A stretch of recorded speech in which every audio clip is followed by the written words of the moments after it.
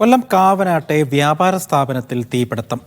RS sanitary എന്ന സ്ഥാപനമാണ് കത്തിനശിച്ചത്. തീപിടുത്തത്തിന്റെ കാരണം കണ്ടെത്താൻ വിശദമായ പരിശോധന നടത്തും. രാവിലെ 10:30-യോടെയാണ് തീപിടുത്തമുണ്ടായത്. കാവനാട് മണിയത്ത് പ്രവർത്തിക്കുന്ന പെയിന്റ്, ഇലക്ട്രിക്, സാനിറ്ററി ഉൽപ്പന്നങ്ങളുടെ വിൽപ്പന കേന്ദ്രത്തിലാണ് തീപിടുത്തം. 10ഓളം യൂണിറ്റ് അഗ്നിശമന സേന എത്തിയാണ് തീയണച്ചത്. കട പൂർണ്ണമായും അഗ്നിക്കിരയായി. തീപിടുത്തത്തിൽ വലിയ നഷ്ടമാണ് സ്ഥാപന ഉടമയ്ക്കുണ്ടായത്.